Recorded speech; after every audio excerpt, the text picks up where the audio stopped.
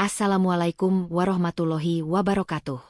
Selamat datang kembali di channel YouTube Dunia Beda, tempat di mana takdir bisa berbalik dalam sekejap mata.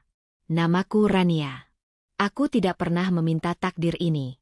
1 jam yang lalu, aku hanyalah seorang gadis yatim piatu yang bermimpi untuk kuliah. 1 jam yang lalu, aku adalah seorang pelayan di rumah tanteku sendiri. Tapi sekarang, aku berdiri di depan cermin, memakai gaun pengantin yang bukan milikku, menangis, sambil dipaksa menikah dengan pria asing yang lumpuh, demi menutupi aib sepupuku yang kabur. Ini adalah awal dari nerakaku. Atau awal dari sesuatu yang lebih mengerikan. Namun sebelumnya bagi yang beragama Islam saya sarankan untuk menuliskan sholawat Nabi Muhammad, agar kelak sholawat ini menjadi saksi untuk mendapat syafaat di akhirat. Like dan subscribe ke channel ini sangat membantu menambah wawasan dan membantu kami membuat cerita baru yang menghibur. Namaku Rania. Sejak 10 tahun lalu, saat kecelakaan tragis di jalan lintas Sumatera merenggut ayah dan ibuku, duniaku seolah hancur berkeping-keping. Aku yatim piatu, sebatang kara, dan akhirnya terpaksa menumpang hidup di rumah Tante Sarah, satu-satunya kakak kandung dari almarhum ibuku. Setiap pagi, jauh sebelum adzan subuh menggema dari Masjid Agung Palembang yang megah, mataku sudah harus terbuka. Udara kota yang masih dingin dan pekat, menusuk hingga ke tulang. Tapi aku harus bergegas. Aku harus segera ke dapur, menyiapkan sarapan mewah untuk Tante Sarah dan Eliza, putri kesayangannya. Eliza hanya mau makan roti gandum impor yang dipanggang sempurna, disajikan dengan selai alpukat segar. Sementara Tante Sarah, dia harus minum jus buah naga yang dibekukan dengan derajat yang pas. Tidak boleh terlalu dingin, tidak boleh terlalu cair. Sedangkan aku sudah merasa sangat bersyukur jika ada sisa nasi dingin semalam. Nasi yang bisa kumasak kembali menjadi nasi goreng, hanya dengan garam, sedikit kecap, dan mungkin sisa remahan kerupuk. Rania. Suara Tante Sarah selalu terdengar seperti pecahan kaca, tajam dan menyakitkan telinga. Pagi itu, suaranya terdengar lebih melengking dari biasanya. Iya, Tante. Sebentar. Aku berlari kecil dari dapur. Tanganku masih kotor memegang lap. Tante Sarah berdiri di ujung tangga, menatapku dengan jijik. Dia berkacak pinggang dengan daster sutra mewahnya. Kamu itu lelet sekali. Lihat, lantai ini masih berdebu. Tamu penting mau datang hari ini, dan kamu masih santai-santai. Kamu pikir kamu itu nona besar di rumah ini.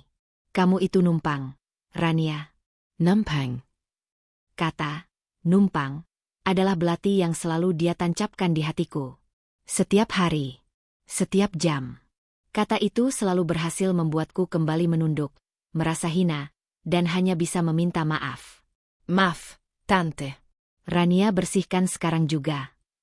Di kamar sebelah, aku bisa mendengar Eliza, sepupuku, baru saja menggeliat bangun. Usianya setahun di atasku. Dia sangat cantik, kulitnya putih bersih berkat perawatan mahal ribuan dolar. Tidak sepertiku yang kusam dan legam karena terlalu sering disuruh berbelanja ke pasar 16 ilir di bawah terik matahari. Ih, berisik banget sih, Ma. Suara Eliza terdengar manja dan senggau. Eliza kan baru tidur jam 3 pagi, habis streaming drama Korea. Eliza, sayang. Bangun, NRK. Hari ini perias pengantinmu datang untuk pengukuran akhir, kata Tante Sarah. Seketika, suaranya berubah lembut seperti kapas, penuh kasih sayang. Aku hanya bisa menelan ludahku yang terasa pahit. Ya, pernikahan. Itulah sumber dari segala keributan di rumah ini selama sebulan terakhir. Eliza, sepupuku yang arogan dan pemalas itu, akan menikah. Dan bukan dengan orang sembarangan. Calon suaminya adalah Tuan Arga. Seorang pria yang katanya adalah pengusaha karet terkaya di seluruh Sumatera, bahkan mungkin di Indonesia. Seorang duda, kata orang-orang, berusia awal 30-an, sangat misterius, dan tidak pernah sekalipun wajahnya muncul di media. Mereka menjulukinya Raja Karet. Aku tidak pernah melihat fotonya. Eliza sendiri hanya pernah melihat foto lama yang sangat buram. Tapi bagi Tante Sarah dan Eliza, penampilan tidak penting. Yang penting adalah Tuan Arga kaya raya. Sangat, sangat kaya. Kekayaan itulah yang mereka butuhkan. Karena ada rahasia besar yang tersembunyi di balik dinding rumah megah ini. Tante Sarah terlilit hutang pinjaman daring dan rentenir dalam jumlah miliaran. Bisnis almarhum suaminya bangkrut total. Rumah ini, mobil mewah yang dipakai Eliza, semua perhiasan berlian yang Tante Sarah pakai, semuanya akan disita jika mereka tidak segera melunasinya. Pernikahan Eliza dengan Tuan Arga adalah satu-satunya jalan keluar. Rania. Perintah Tante Sarah membuyarkan lamunanku. Setelah ini, setrika gaun pesta Eliza. Yang warna merah marun. Jangan sampai ada satu lipatan pun. Awas kalau lecet. Mengerti? Baik, Tante. Aku kembali ke dapur, melanjutkan pekerjaanku sambil menahan air mata yang mendesak keluar. Aku tidak iri dengan pernikahan Eliza. Aku hanya membenci nasibku. Diam-diam, aku punya mimpi. Aku punya rahasia kecil. Setiap sore, setelah semua pekerjaan rumah selesai, Tante Sarah mengizinkanku bekerja paruh waktu di sebuah toko bunga kecil di seberang jembatan Ampera. Pemiliknya, Bu Santi, seorang wanita parubaya yang sangat baik hati. Uang gajiku tidak seberapa. Tapi tidak pernah sepeser pun kuberikan pada Tante Sarah. Kusembunyikan rapat-rapat di bawah tumpukan baju lamaku satu-satunya. Aku menabung. Aku ingin sekali kuliah di Universitas Sriwijaya. Aku ingin mengambil jurusan pertanian. Aku ingin pergi dari rumah ini, memulai hidup baru sebagai Rania, bukan sebagai Rania si numpang. Hanya harapan itu yang membuatku kuat bertahan dari cacian dan hinaan setiap hari. Ya Allah. Aku berbisik pelan sambil mengelap jendela. Kuatkan Rania. Beri Rania jalan keluar. Siang itu, rumah benar-benar sibuk. Perias pengantin datang bersama rombongannya, membawa kotak-kotak besar berisi alat rias dan aksesoris yang berkilauan. Eliza tertawa-tawa manja, mencoba berbagai macam riasan, memotret dirinya sendiri ratusan kali. Tiba-tiba, telepon rumah berdering nyaring, memecah keriuhan. Tante Sarah mengangkatnya. Awalnya wajahnya biasa saja. Namun perlahan, wajahnya menjadi pucat pasi. Seperti kertas. Tangannya yang memegang gagang telepon gemetar hebat. Apa? Suaranya bergetar. Tidak. Tidak bisa, Tuan. Beri saya waktu. Tapi. Baik. Baik. Saya mengerti. Tante Sarah menutup telepon dengan bantingan keras. Nafasnya terengah-engah. Ada apa, Ma? Tanya Eliza, alisnya yang baru dirapikan terangkat dengan kesal. Tante Sarah tidak menjawab. Dia berjalan mondar-mandir seperti orang gila. Keringat dingin mulai membanjiri pelipisnya. Lalu dia menatap tajam ke arah Eliza. Pernikahannya dipercepat. Eliza tersedak air mineralnya. Apa? Maksud Mama? Dipercepat kapan? Minggu depan. Minggu depan. Eliza menjerit histeris. Mama gila. Gaunku saja belum selesai dijahit 100%. Pestanya.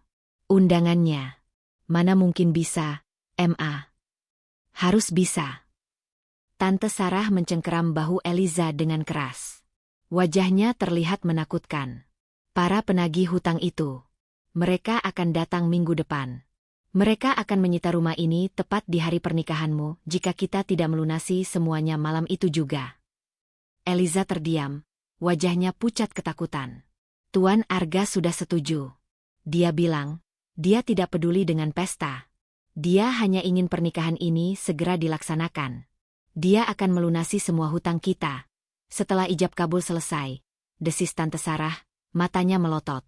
Aku yang sedang mengepel di sudut ruangan, hanya bisa diam mematung. Jantungku berdebar kencang. Jadi, ini bukan pernikahan. Ini adalah transaksi jual-beli. Eliza dijual untuk membayar hutang. Eliza mulai menangis meraung-raung. Aku nggak mau nikah buru-buru. Aku belum siap. Aku bahkan belum pernah ketemu langsung sama Tuan Arga itu. Bagaimana kalau dia tua, buncit, dan jelek? Kamu mau kita jadi gelandangan di pinggir Sungai Musi, Eliza? Bentak Tante Sarah, tamparannya nyaris mendarat di pipi Eliza. Kamu mau semua teman sosialitamu melihat kita diusir dari rumah ini. Pernikahan ini harus terjadi. Minggu depan. Titik. Tante Sarah kemudian menoleh padaku. Tatapannya dingin dan menusuk. Dan kamu, Rania, mulai hari ini, kamu tidak perlu kerja di toko bunga busuk itu. Kamu harus di rumah 24 jam. Bantu semua persiapan. Pastikan gaun pengantin Eliza sempurna. Aku terkesiap. Tapi, Tante, gaji Rania. Saya tidak peduli dengan gajimu. Potongnya cepat dan kejam. Uang tabunganmu itu tidak akan cukup bahkan untuk membayar bunga hutang kita sehari.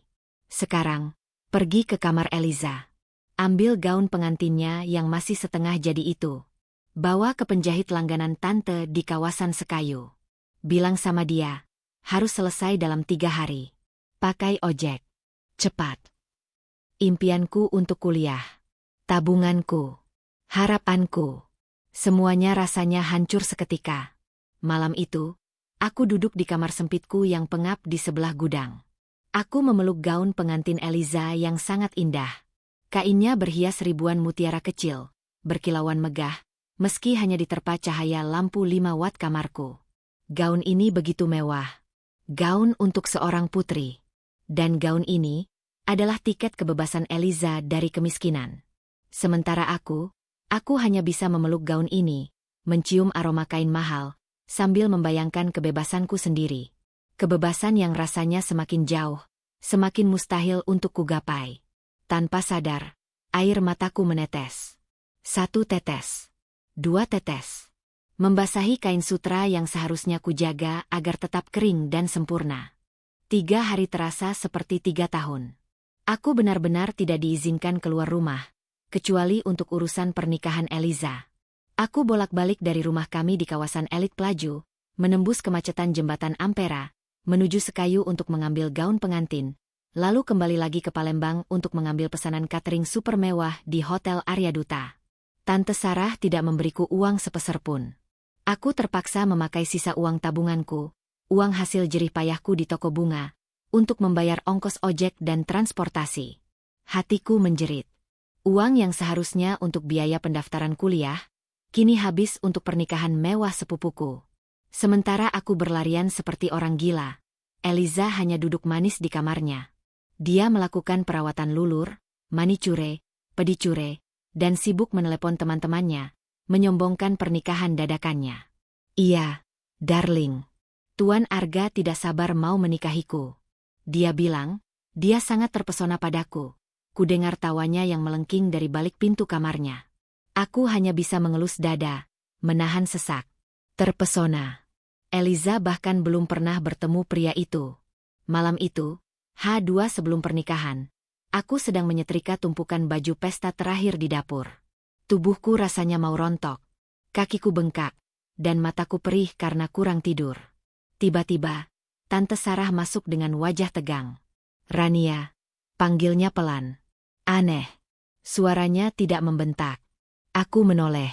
Iya, Tante. Dia meletakkan sebuah kotak beludru merah kecil di atas meja setrika. Ini. Pakai di hari pernikahan Eliza nanti. Aku membukanya. Sebuah kalung perak tipis dengan liontin mutiara kecil. Sangat sederhana, tapi cantik.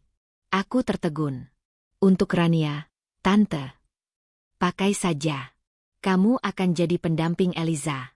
Aku tidak mau kamu membuatku malu di depan keluarga Tuan Arga.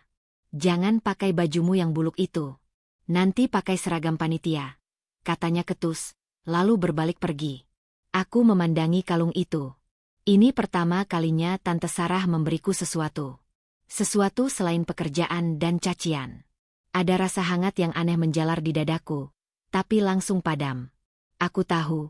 Ini bukan karena dia sayang padaku. Ini demi citra keluarganya. Malam terakhir sebelum hari haji suasana rumah anehnya sangat sunyi. Tante Sarah sedang keluar. Katanya mengecek persiapan akhir di gedung.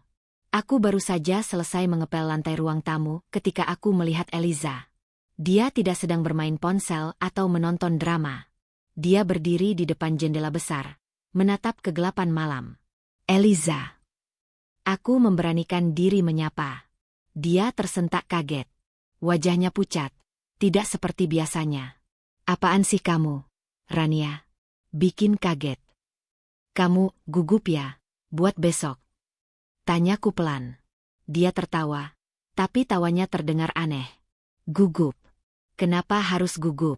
Aku akan jadi Nyonya Arga, wanita terkaya di kota ini. Tapi kamu belum pernah bertemu dengannya, kataku. Tatapan Eliza berubah tajam. Dengar ya, mau dia tua, botak, atau buncit, aku tidak peduli. Yang penting uangnya. Uang bisa membeli segalanya, termasuk kebahagiaan. Tidak seperti kamu, yang seumur hidup akan miskin dan jadi pembantu.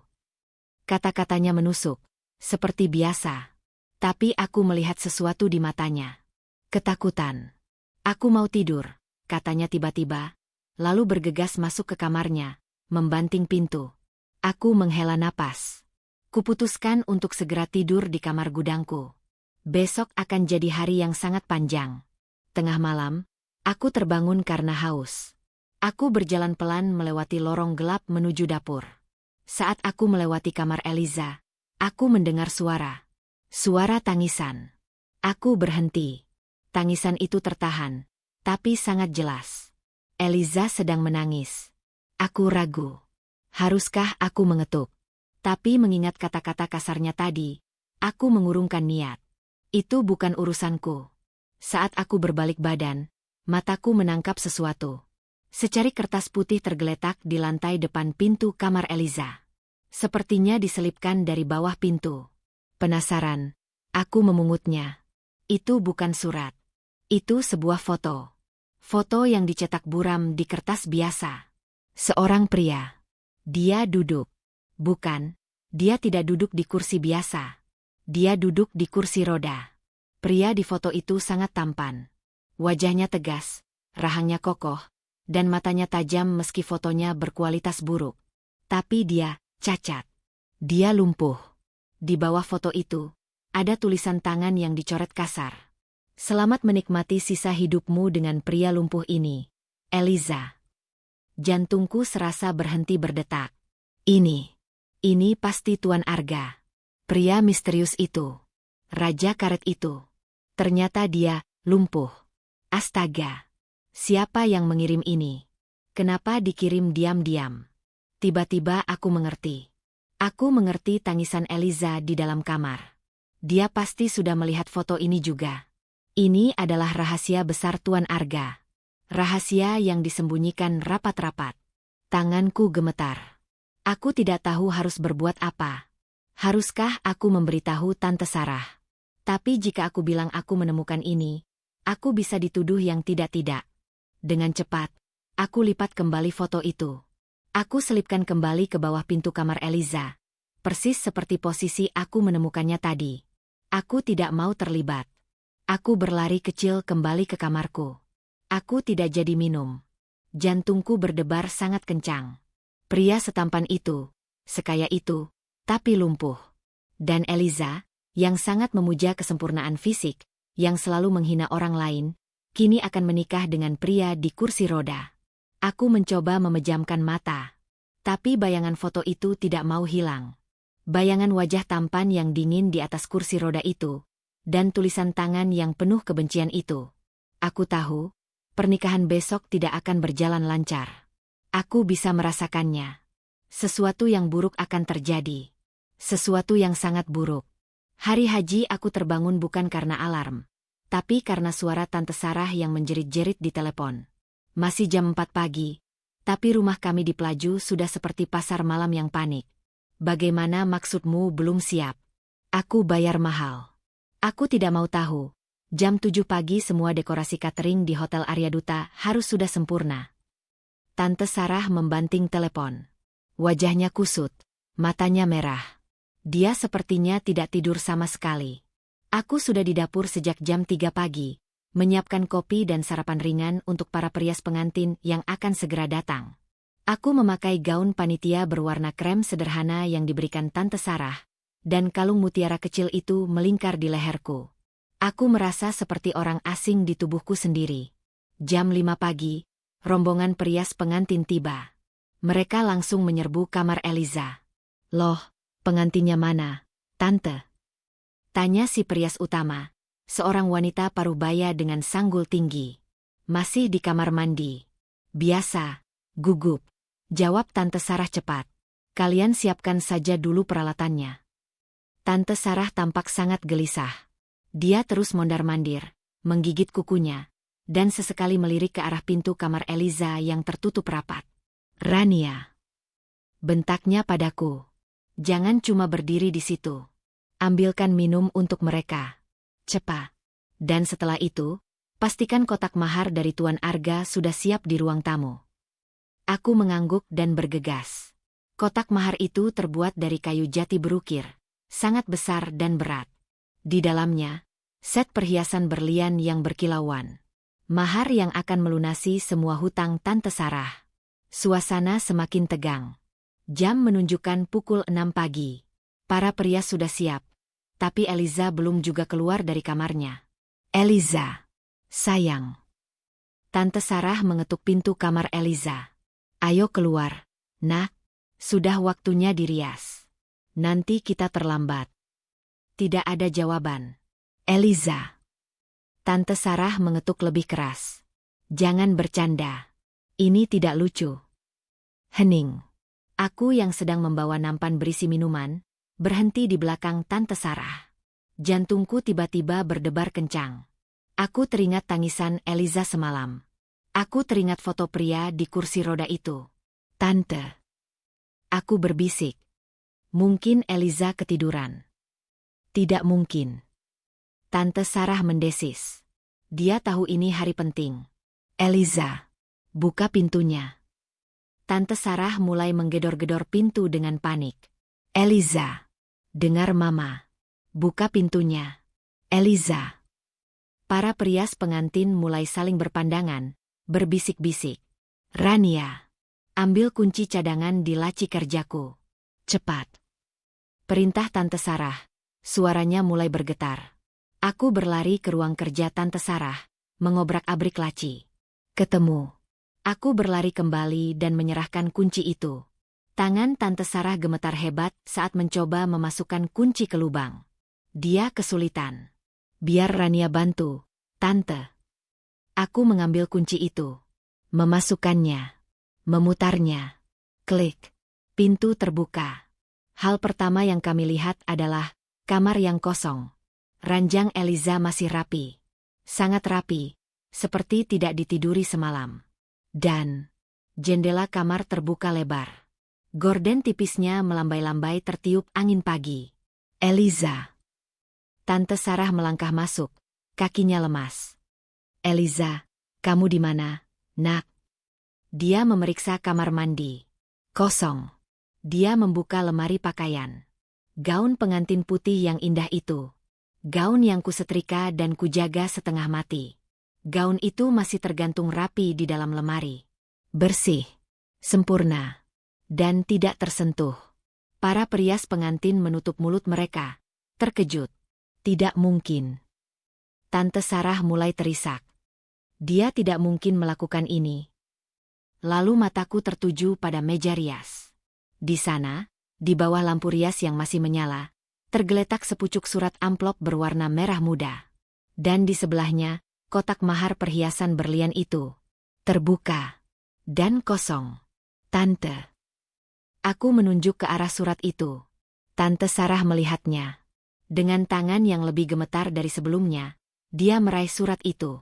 Dia membukanya. Aku berdiri cukup dekat untuk bisa membaca tulisan tangan Eliza yang meliuk-liuk indah. Untuk Mama. Maaf. Eliza nggak bisa lanjutin pernikahan gila ini. Mama mungkin nggak tahu, tapi tadi malam Eliza akhirnya tahu rahasia terbesar Tuan Arga. Mama tahu apa? Dia itu cacat. Dia lumpuh. Dia pakai kursi roda. Mama mau Eliza yang cantik ini, yang sempurna ini, menghabiskan sisa hidup Eliza mendorong kursi roda dan mengurus orang cacat. Nggak sudi, Aku nggak mau. Tadi malam Eliza suruh orang selidiki. Dan itu benar. Mama sudah menipuku. Mama cuma peduli sama hutang Mama. Mama nggak peduli sama kebahagiaanku. Jadi, Eliza pergi. Eliza kabur sama Dani. Pacar Eliza yang benar-benar cinta sama Eliza, bukan yang mau beli Eliza. Kami akan keluar negeri malam ini. Jangan cari Eliza. Oh iya. Soal hutang mama. Anggap saja lunas. Eliza bawa semua perhiasan mahar dari Tuan Arga. Setidaknya, uang itu lebih berguna buat modal hidup baru Eliza, daripada buat bayar hutang mama. Selamat tinggal, Eliza.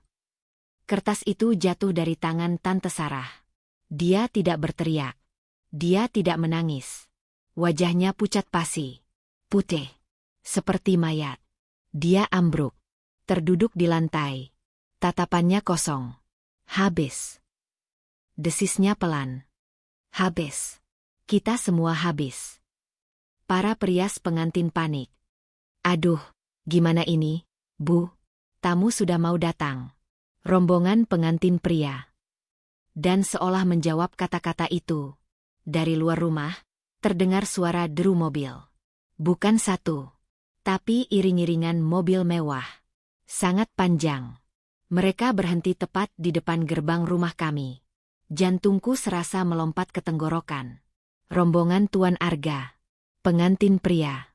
Mereka sudah tiba. Sementara di dalam kamar ini, pengantin wanita telah kabur, membawa lari maharnya, dan meninggalkan kami, untuk menghadapi amukan Raja Karet. Suara klakson mobil di luar terdengar lagi. Kali ini lebih dekat, lebih tidak sabar. Para perias pengantin berkumpul di sudut kamar. Wajah mereka pucat ketakutan. Gimana ini, Bu? Ini bencana. Kita harus telepon panitia di hotel, bisik si kepala perias. Tante Sarah masih terduduk di lantai. Tapi tatapan kosongnya kini berubah. Perlahan, kekosongan itu digantikan oleh sesuatu yang lain.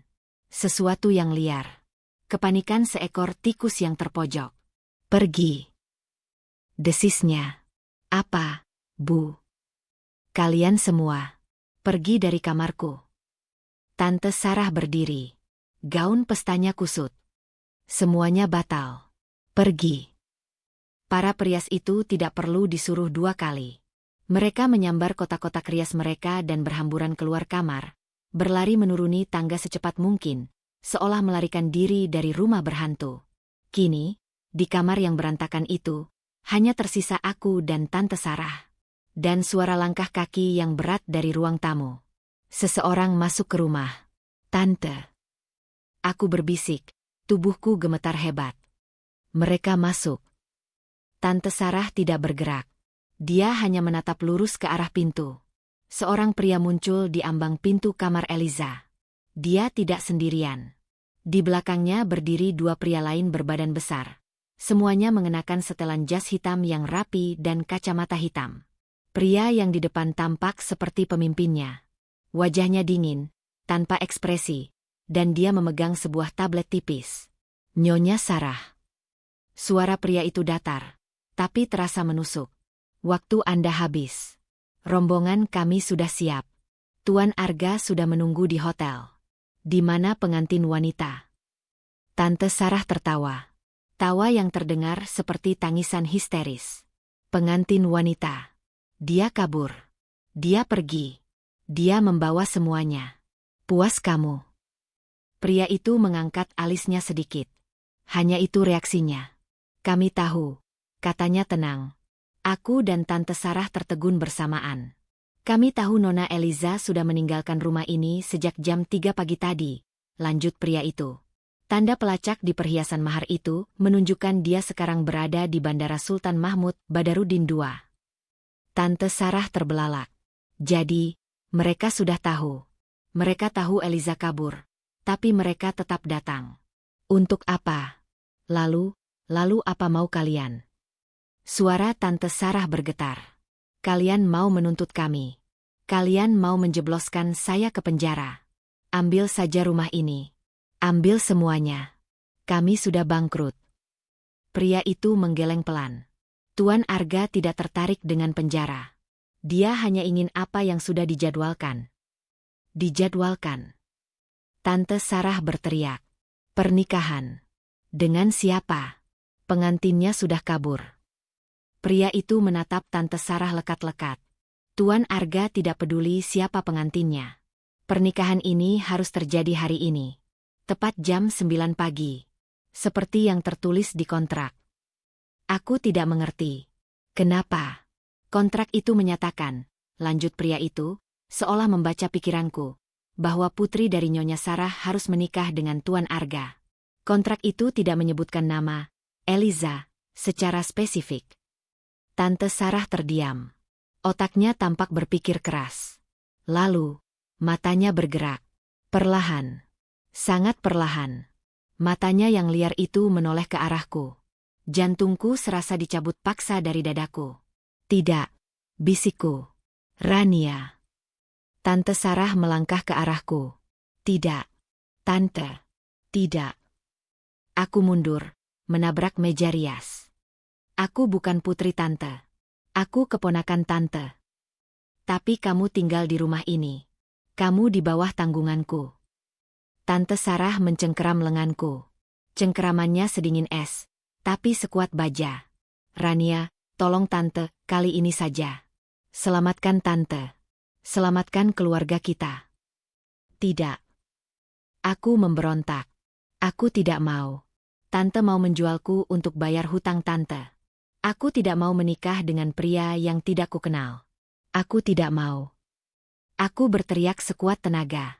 Aku mencoba melepaskan cengkeramannya. Kamu berani menolakku, Rania. Wajah Tante Sarah berubah. Kepanikan itu hilang, diganti dengan topeng kebencian yang murni. Wajah aslinya. Aku tidak akan mengorbankan hidupku untuk tante. Isakku. Hidupmu. Tante Sarah tertawa sinis. Kamu pikir kamu punya hidup. Kamu pikir kamu bisa kuliah. Kamu pikir kamu bisa pergi dari sini. Dengar, Rania. Kamu numpang di sini selama 10 tahun. Kamu makan dari sisa-sisa makanan kami. Kamu pikir itu gratis. Aku bekerja untuk tante. Aku membayar semua itu. Bekerja. Dia meludah. Itu tidak sebanding. Kamu berhutang nyawa padaku, Rania. Dan kamu berhutang kehormatan orang tuamu padaku. Aku membeku. Apa maksud tante? Kamu benar-benar tidak tahu siapa ayahmu, kan? Desis Tante Sarah, matanya menyipit licik. Ayahku meninggal karena kecelakaan, kataku gemetar. Kecelakaan. Dia tertawa lagi. Itu cerita dongeng yang ibundamu buat. Itu cerita yang aku bantu sebarkan untuk menutupi aibnya. Tante bohong. Bohong. Tante Sarah melepaskan cengkeramannya. Dia berjalan cepat ke laci meja kerjanya yang lama, membukanya paksa. Dia mengeluarkan sebuah map coklat kusam. Ayahmu, almarhum ayahmu yang terhormat itu, dia bukan meninggal karena kecelakaan. Dia meninggal karena bunuh diri. Duniaku serasa runtuh. Tidak. Dia bunuh diri, Rania, di sebuah hotel murah di Lampung. Karena dia malu. Dia dikejar penagih hutang. Dia menipu rekan bisnisnya. Dia korupsi miliaran rupiah uang perusahaan tempatnya bekerja. Tante bohong. Ayahku orang baik. Tante bohong. Air mataku tumpah ruah. Ini buktinya. Dia melemparkan map itu ke lantai. Kertas-kertas tua berhamburan. Salinan koran lama. Surat-surat perjanjian hutang. Dan sepucuk surat yang kutahu tulisan tangan ayahku. Surat permintaan maaf untuk ibuku. Aku. Lanjut Tante Sarah. Suaranya penuh kemenangan. Aku yang membersihkan namanya. Aku yang membayar media agar tidak memberitakan aib ini. Aku yang bilang pada semua orang dia kecelakaan. Aku yang menyelamatkan nama baik keluarga kalian. Selama 10 tahun, aku menyimpan rahasia busuk ini. Aku terduduk di lantai, memungut surat ayahku. Isinya, benar. Semua yang dia katakan benar. Ya Allah. Ayah. Sekarang, kata Tante Sarah, berdiri menjulang di atasku. Pilih, Rania. Kamu menikah dengan Tuan Arga hari ini. Kamu selamatkan aku. Dan rahasia ayahmu aman bersamaku. Dia membungkuk, wajahnya dekat dengan wajahku. Atau, kamu menolak. Silakan. Aku akan hancur. Tapi aku tidak akan hancur sendirian. Detik ini juga, aku akan telepon semua wartawan di Palembang. Aku akan sebarkan semua bukti ini. Aku akan pastikan nama ayahmu, nama ibundamu, menjadi sampah yang diinjak-injak semua orang. Kamu, anak seorang koruptor dan penipu. Kamu tidak akan pernah bisa kuliah. Kamu tidak akan pernah bisa mengangkat kepalamu lagi seumur hidupmu. Aku menatapnya. Wanita iblis ini. Dia telah menyanderaku. Dia tidak menyandera tubuhku, tapi dia menyandera kehormatan terakhir orang tuaku. Mimpiku untuk kuliah. Tabunganku. Kebebasanku. Semuanya sudah sirna. Dan kini, satu-satunya harta yang kumiliki, nama baik almarhum ayah dan ibuku, ada di tangannya. Pria berjas hitam itu berdeham. Waktu kita 5 menit lagi. Tuan Arga tidak suka menunggu. Aku menghapus air mataku. Yang tersisa bukan lagi tangis. Hanya rasa sakit yang hampa dan dingin. Aku berdiri. Aku. Suaraku serak. Aku akan melakukannya. Wajah Tante Sarah langsung berseri-seri. Senyum kemenangan yang menjijikkan. Bagus. Anak pintar. Dia berbalik ke pria berjas itu. Dia bersedia. Dia akan menggantikan Eliza. Pria itu, Tuan Bastian, hanya mengangguk. Seolah ini adalah hal yang wajar. Bagus. Prias kami sudah menunggu di mobil. Suruh dia ganti baju. Tidak. Tante Sarah cepat-cepat mengambil gaun pengantin Eliza dari lemari. Dia akan pakai ini. Ukurannya pasti pas. Tante. Aku menatap ngeri. Pakai, Rania. Perintahnya. Sekarang. Dengan tangan gemetar, dibantu Tante Sarah yang menarik paksa baju panitiaku, aku berganti pakaian. Aku memakai gaun pengantin Eliza.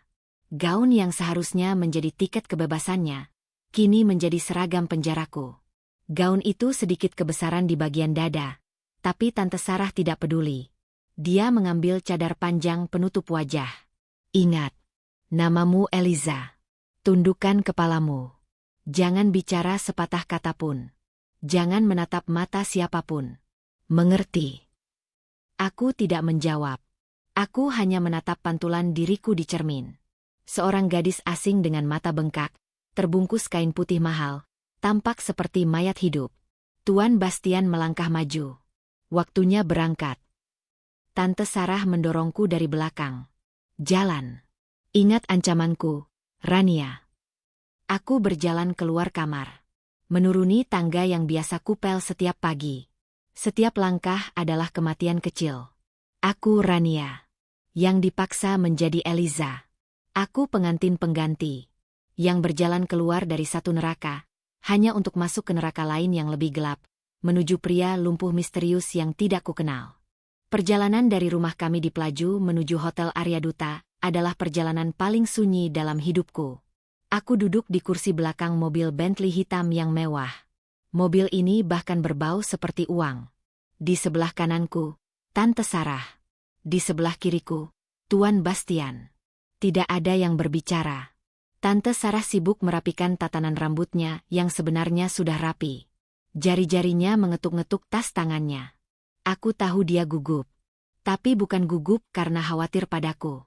Dia gugup apakah transaksi ini akan berhasil. Sedangkan Tuan Bastian, dia hanya menatap lurus ke depan. Wajahnya sedingin patung es. Cadarku yang tipis menghalangi pandanganku, tapi aku bisa melihat samar-samar dunia luar yang berlalu begitu cepat. Kami melintasi jembatan Ampera. Di bawah sana, Sungai Musi yang coklat terbentang malas.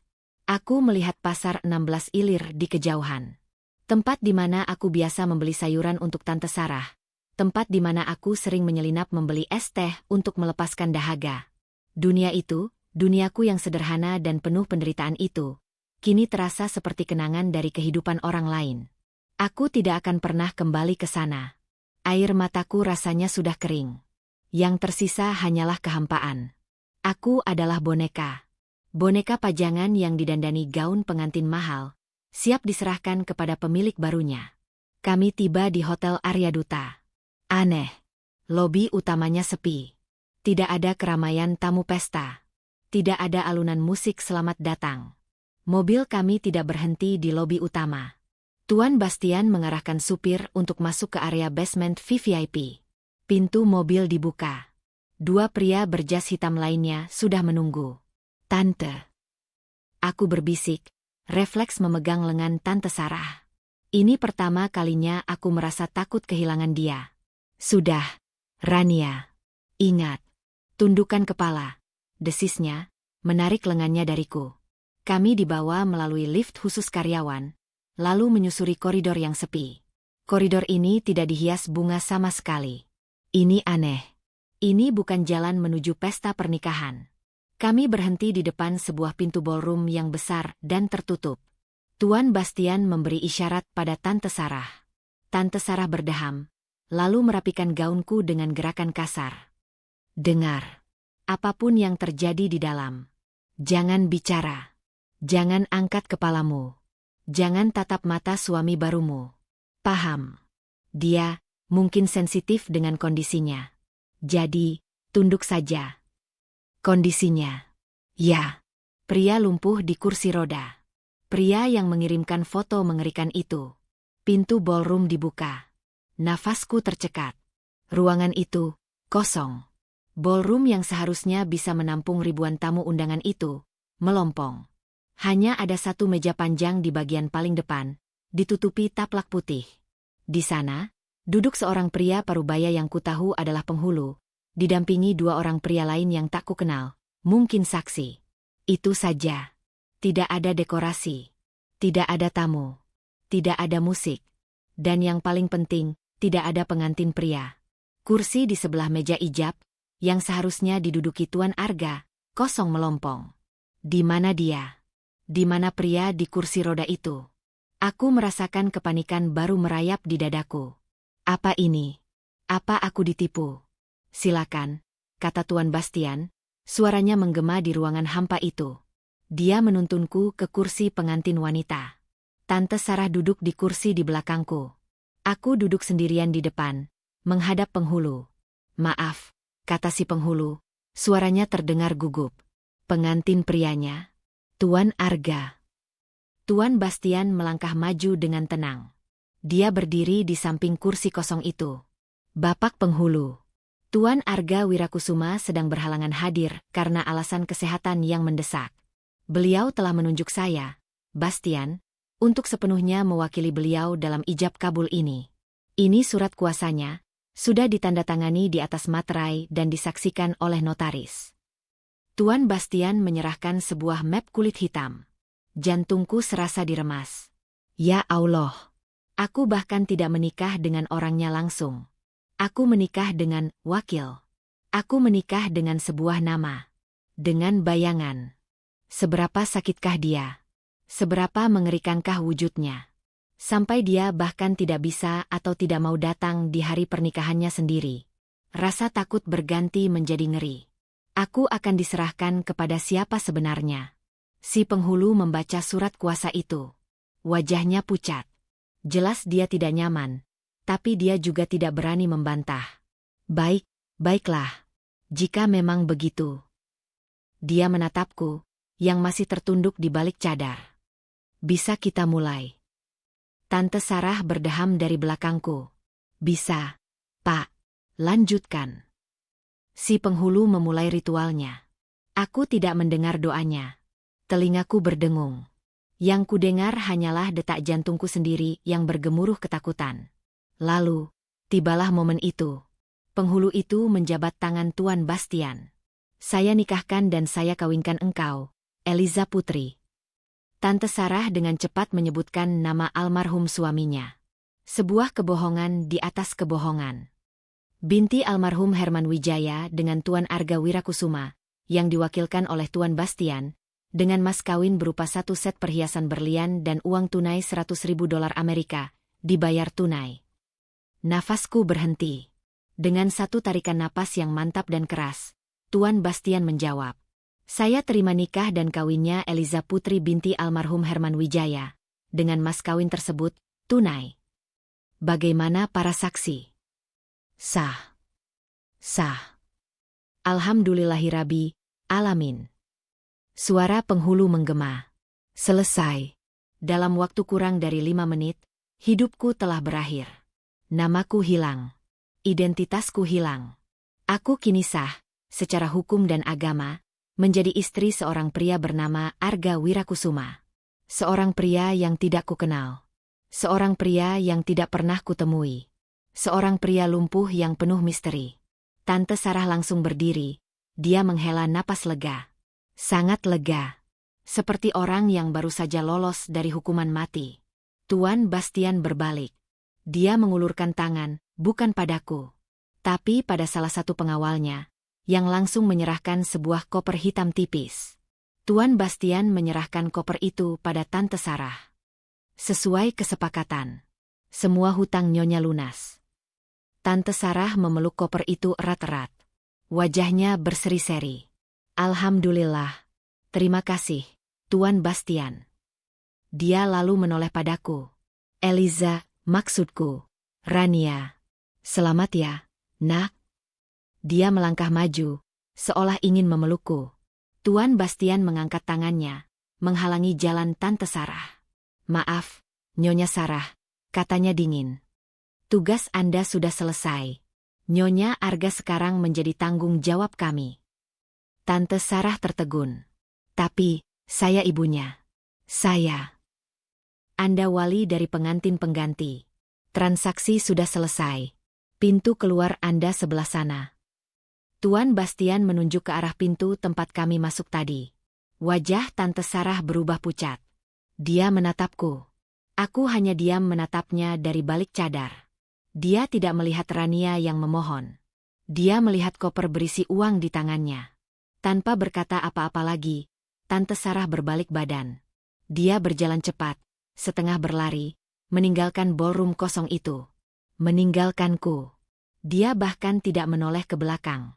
Aku ditinggalkan sendirian. Di ruangan yang dingin dan kosong. Dikelilingi 4 pria berjas hitam yang asing.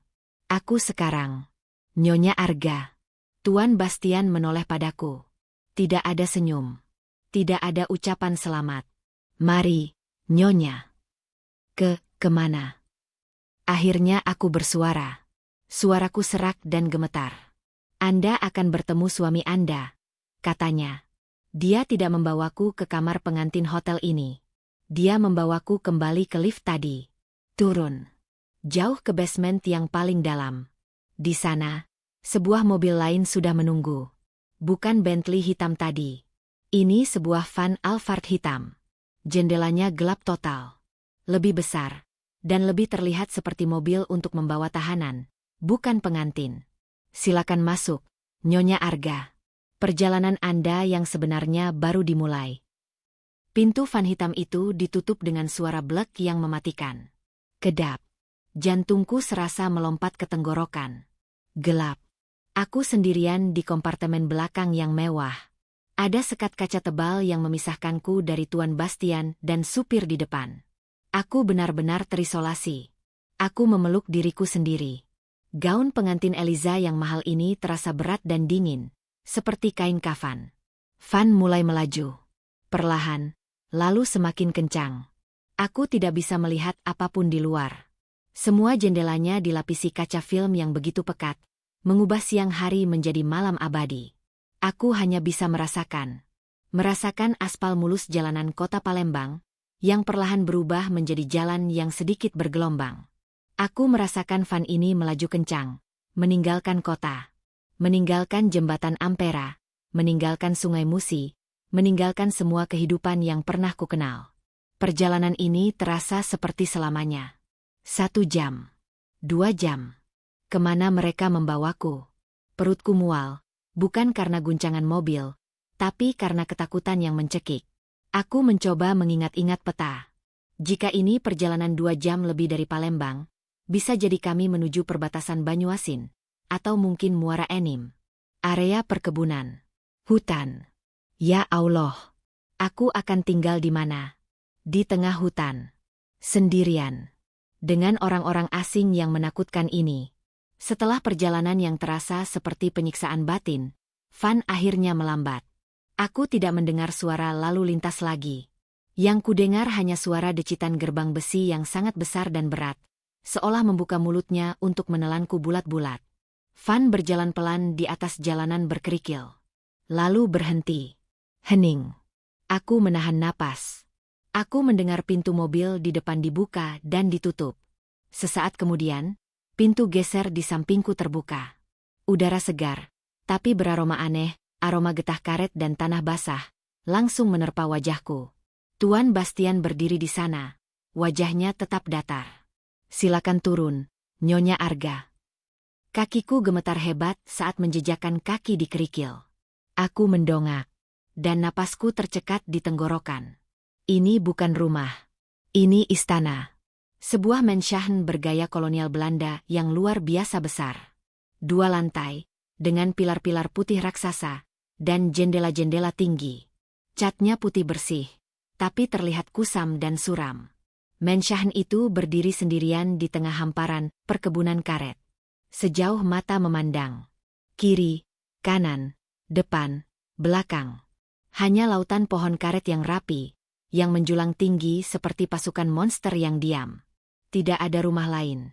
Tidak ada tetangga. Tidak ada suara apapun, kecuali desau angin di antara daun-daun karet. Ini adalah benteng. Penjara emas di tengah antah berantah. Selamat datang di kediaman Wirakusuma, kata Tuan Bastian. Di depan pintu utama yang tingginya 2 kali lipat tubuhku, sudah berdiri seorang wanita paruh-baya. Dia tidak tersenyum. Wajahnya keras seperti dipahat dari kayu jati. Dia memakai seragam pelayan berwarna abu-abu tua yang kaku, dengan sanggul yang begitu rapi hingga terlihat menyakitkan. Dia menatapku dari ujung kepala sampai ujung kaki. Pandangannya berhenti lama di gaun pengantinku, dengan sorot mata yang seperti jijik. Ini Bu Surti, kata Tuan Bastian. Dia adalah kepala pelayan di rumah ini. Dia yang akan mengurus semua kebutuhan Anda. Bu Surti, ini Nyonya Arga. Bu Surti hanya mengangguk sedikit. Dingin. Mari, Nyonya. Tuan sudah menunggu Anda. Menunggu. Ya Allah. Aku akan bertemu dengannya sekarang. Bu Surti berbalik dan membukakan pintu. Dia tidak membawaku masuk. Dia membawaku ke sayap bangunan yang lain, melalui pintu samping yang lebih kecil. Kita harus membersihkan Anda terlebih dahulu, katanya datar. Membersihkan. Aku dibawa ke sebuah kamar. Kamar yang mewah, dengan ranjang besar dan perabot antik. Tapi terasa dingin. Seperti kamar yang tidak pernah dipakai. Tolong lepaskan gaun itu, perintah Bu Surti. Aku gemetar. Gaun. Gaun ini akan kami bakar, katanya tanpa emosi. Tuan Arga tidak suka menyimpan barang-barang dari keluarga lama Anda. Membakar gaunku. Aku tidak punya pilihan. Dengan tangan gemetar, aku membuka resleting gaun itu.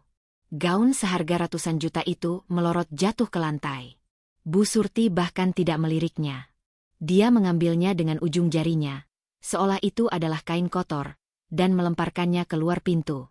Sekarang mandi. Cepat. Air hangatnya sudah siap. Perintahnya. Aku menurut seperti robot. Aku mandi dengan sabun dan sampo yang baunya aneh, seperti rempah-rempah, bukan wangi bunga. Setelah selesai, aku keluar dari kamar mandi dengan handuk melilit tubuhku. Di atas ranjang, sudah disiapkan pakaian ganti. Jantungku mencelos. Itu bukan daster sutra. Bukan piyama mewah. Bukan gaun. Itu adalah sebuah blus katun putih sederhana. Lengan panjang. Dan sebuah rok panjang berwarna krem polos. Nyaris seperti seragam. Apa ini? Suaraku bergetar. Ini pakaian Anda sehari-hari, Nyonya, jawab Bu Surti, nadanya tetap dingin. Tuan Arga tidak menyukai kemewahan yang mencolok dan berlebihan. Silakan dipakai. Tuan tidak suka menunggu. Aku merasa dilucuti. Sepenuhnya.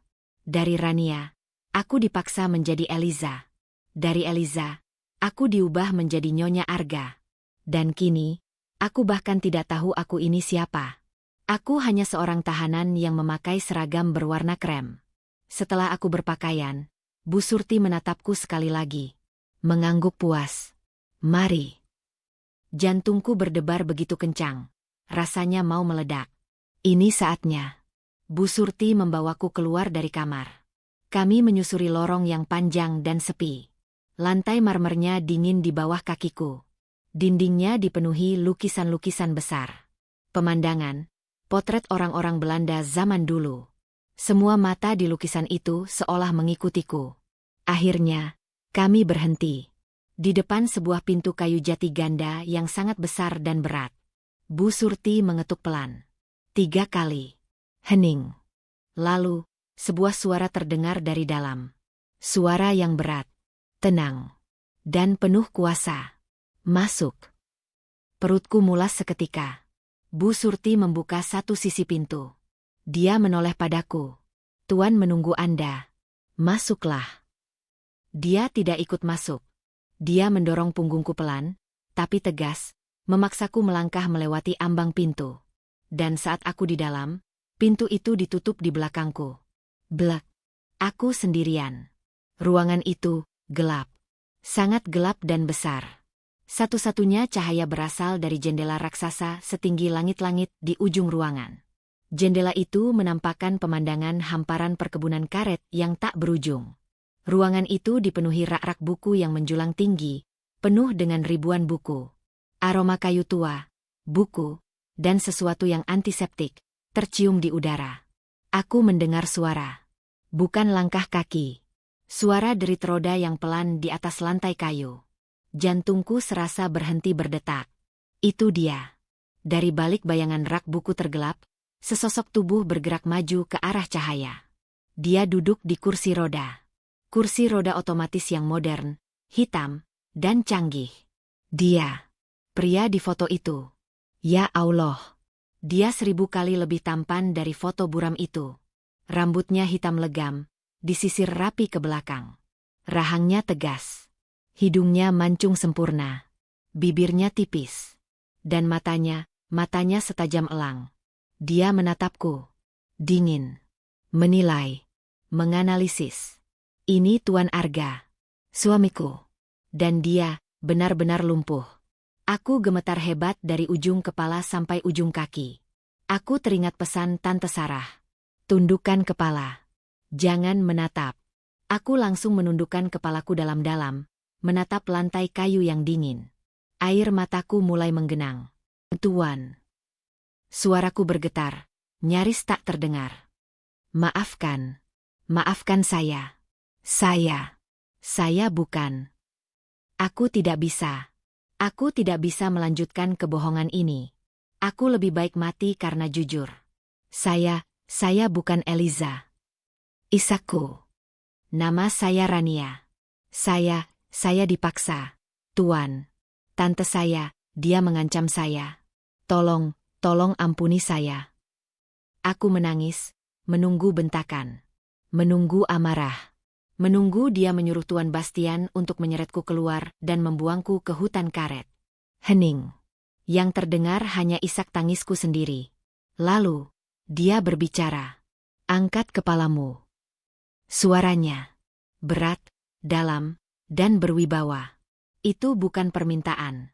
Itu adalah perintah yang tidak bisa dibantah. Perlahan. Sangat perlahan. Aku mengangkat kepalaku. Mataku yang penuh air mata bertemu dengan matanya yang sedingin es. Dia tidak terkejut. Dia tidak marah. Wajahnya tetap datar. Dia menatapku, seolah dia sudah tahu segalanya. Aku tahu, katanya. Aku terkesiap. Apa maksud Tuan? Aku tahu kamu bukan Eliza. Napasku tertahan di tenggorokan. Dia tahu. Sebuah senyuman tipis tersungging di bibirnya. Bukan senyum ramah. Itu adalah senyum sinis yang paling menakutkan yang pernah kulihat. Senyum seekor predator yang baru saja berhasil menjebak mangsanya.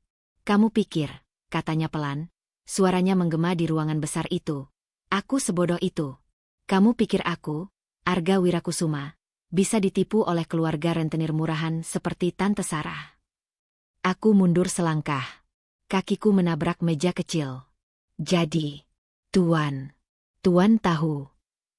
Aku tahu Eliza kabur dengan perhiasan itu jam 3 pagi tadi. Aku tahu Tante Sarah akan panik seperti tikus. Dan aku tahu, dia akan memaksamu untuk menggantikannya. Duniaku serasa berputar. Bagaimana Tuan tahu tentang aku? Tuan Arga menggerakkan kursi rodanya. Suara mesinnya yang halus terdengar mengerikan di telingaku. Dia mendekat. Aku membeku di tempat, tidak bisa bergerak. Dia berhenti tepat di depanku. Aku harus mendongak sedikit untuk menatap matanya. Ternyata dia. Aku berbisik dalam hati. Aku sudah mengawasimu sejak lama, Rania. Darahku serasa membeku. Mengawasiku. Aku tahu kamu bekerja di toko bunga Bu Santi di seberang jembatan Ampera. Aku tahu kamu menabung setiap sen recehan gajimu untuk bisa kuliah di Unsri. Dia tahu. Aku tahu setiap cacian yang Tante Sarah berikan padamu setiap pagi. Aku tahu kamu sering menangis sendirian di kamar gudangmu. Aku tahu semua penderitaanmu. Ya Allah, ini tidak mungkin. Pernikahan ini, katanya, suaranya kini lebih pelan, tidak pernah dirancang untuk Eliza. Pernikahan ini dirancang khusus untukmu. Untukku. Aku tidak mengerti. Kenapa aku? Senyum sinis itu kembali. Karena aku butuh seorang istri. Tapi aku tidak butuh istri yang manja, bodoh, dan materialistis seperti Eliza. Aku butuh istri yang penurut. Dia mencondongkan tubuhnya sedikit. Aku butuh istri yang punya hutang budi. Istri yang tidak akan kabur saat melihat kondisiku ini. Istri yang tidak punya siapa-siapa di dunia ini. Istri yang tidak punya tempat untuk lari. Matanya menatapku tajam. Tatapannya seolah menelanjangiku, mengunci jiwaku. Dan kamu, Rania, kamu sempurna. Selamat datang di rumah barumu. Mulai hari ini, kamu adalah milikku. Kamu adalah Nyonya Arga Wirakusuma. Dan kamu akan melakukan apa saja yang aku perintahkan. Napasku tercekat di tenggorokan. Dia tahu segalanya. Dia tahu namaku. Dia tahu penderitaanku. Dia merencanakan semua ini. Aku bukan pengantin pengganti yang kebetulan. Aku adalah target utama. Thea, tapi kenapa? Suaraku nyaris hilang. Jika Tuan tahu Tante Sarah sejahat itu, kenapa aku? Tuan Arga tersenyum. Senyum sinis itu tidak hilang dari bibirnya. Karena aku tidak butuh istri. Aku butuh jaminan. Jaminan. Rumah ini besar, Rania. Sangat besar, katanya, memutar kursi rodanya, membelakangiku, dan menghadap ke jendela raksasa. Tapi rumah ini kosong. Aku benci kekosongan. Dia menatap hamparan perkebunan karet yang gelap di luar. Mulai hari ini, tugasmu adalah mengisi kekosongan itu. Aku tidak mengerti. Dia menoleh sedikit, menatapku dari balik bahunya. Kamu akan tinggal di sini. Kamu akan jadi Nyonya Arga. Kamu akan makan di mejaku. Kamu akan tidur di kamar yang sudah disiapkan untukmu. Kamu akan hidup dalam kemewahan yang tidak pernah Tante Sarah berikan. Mataku membelalak. Ini bukan hukuman. Tapi, lanjutnya, dan suaranya kembali dingin, kamu tidak akan pernah meninggalkan istana ini. Kamu tidak akan pernah memegang ponselmu lagi. Kamu tidak akan pernah menghubungi dunia luar. Kamu tidak akan pernah bertemu Bu Santi di toko bunga itu lagi. Dan kamu tidak akan pernah mendaftarkan namamu di Universitas Sriwijaya. Mimpiku. Dia menyebut mimpiku, lalu menghancurkannya berkeping-keping. Kamu adalah burung kenari emas di dalam sangkar emas, Rania. Katanya, kamu akan bernyanyi untukku. Kamu akan menemaniku. Kamu akan patuh pada setiap perintahku. Sebagai bayaran atas kebebasan yang kuberikan pada Tante Sarah. Kebebasan. Aku berteriak. Tante Sarah jahat. Dia menipumu. Dia menipuku. Dia tidak pantas bebas. Tentu saja dia jahat, kata Tuan Arga tenang. Dan Eliza busuk. Aku tahu itu. Tapi aku membiarkan mereka pergi. Kenapa? Karena jika aku menghukum mereka, katanya, jika aku menjebloskan mereka ke penjara atas penipuan, Aku tidak akan mendapatkanmu, Rania. Aku terduduk lemas di lantai. Ya Allah. Dia sengaja membiarkan Tante Sarah menang. Dia membiarkan Tante Sarah mendapatkan uang itu. Agar Tante Sarah punya kuasa untuk mengancamku, untuk memaksaku masuk ke dalam pernikahan ini. Dia mengorbankan Tante Sarah untuk mendapatkanku. Bu Surti. Suara Tuan Arga tiba-tiba mengeras, memanggil pelayannya. Pintu besar itu langsung terbuka. Bu Surti masuk, menunduk hormat.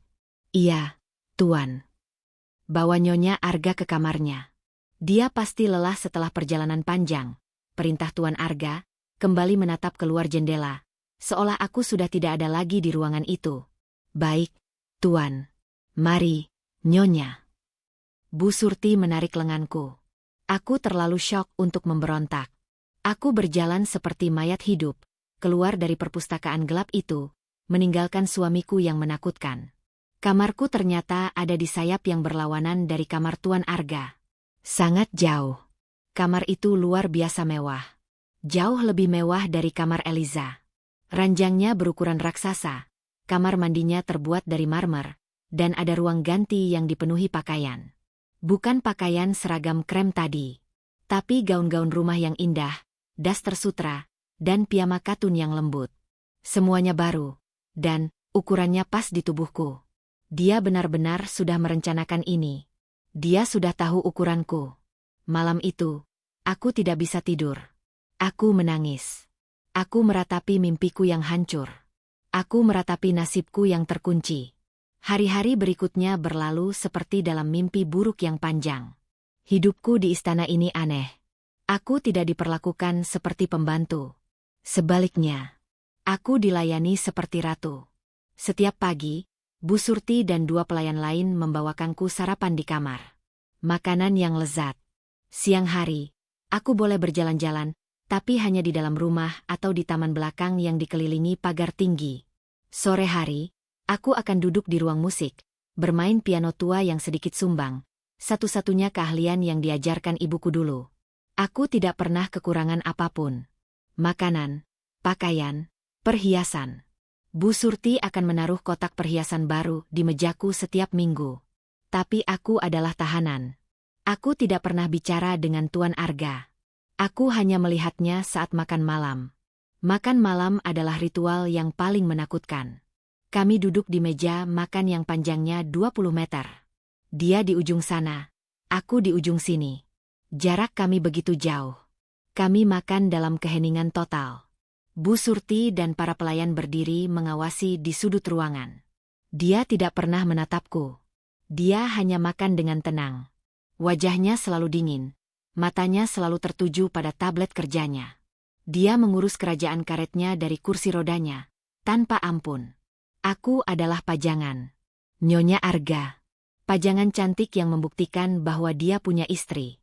Tapi aku tidak lebih dari hantu di rumahnya sendiri. Sebulan berlalu. Aku mulai gila karena kesepian. Aku lebih baik disiksa Tante Sarah daripada hidup dalam kemewahan yang sunyi ini. Suatu malam, aku tidak tahan lagi. Saat makan malam, di tengah keheningan, aku menjatuhkan sendokku. Terang. Suaranya memekakkan telinga. Tuan Arga mengangkat kepalanya dari tablet. Matanya yang tajam menatapku. Ini pertama kalinya dia menatapku sejak malam pertama itu. Maaf, bisikku. Ada apa? Suaranya datar. Aku ingin tahu. Tahu apa? Kenapa? Aku memberanikan diri. Air mata mulai menggenang. Kenapa aku, Tuan? Bukan hanya karena aku penurut. Bukan hanya karena aku tidak punya tempat lari. Ada alasan lain. Aku berdiri. Kursiku berderit. Aku harus tahu. Apa salahku padamu? Apa salah keluargaku padamu? Kenapa harus aku yang membayar semua ini? Bu Surti tampak panik. Nyonya, duduk. Jangan ganggu Tuan. Diam, Surti, kata Tuan Arga. Dia menatapku. Lama. Sangat lama. Kamu benar-benar ingin tahu. Aku harus tahu. Baiklah. Dia meletakkan serbetnya. Ikut aku. Dia memutar kursi rodanya, keluar dari ruang makan. Aku mengikutinya dari belakang. Jantungku berdebar tak karuan. Dia tidak membawaku ke perpustakaan. Dia membawaku ke sayap barat. Sayap yang selalu terkunci. Bu Surti bilang itu area pribadi Tuan. Tuan Arga menekan kode di dinding, dan sebuah pintu tersembunyi terbuka. Ruangan di baliknya gelap. Dia menyalakan lampu. Isinya bukan kamar tidur. Bukan ruang kerja. Ini seperti ruang kenangan. Di satu dinding tergantung sebuah foto pernikahan besar. Tuan Arga. Dia berdiri. Ya Allah. Dia berdiri. Dia tersenyum lebar. Tampak sangat bahagia. Dia tidak mengenakan jas mahal. Hanya kemeja batik sederhana. Dan di sampingnya, seorang wanita cantik, sederhana, tersenyum lembut. Siapa itu? Alia. Almarhum istriku. Suaranya terdengar berbeda. Ada getaran di sana. Dan di dinding itu. Aku menoleh.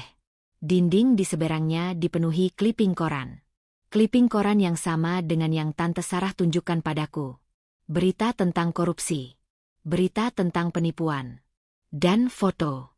Foto ayahku. Aku tidak mengerti, bisikku. Ayahmu, kata Tuan Arga.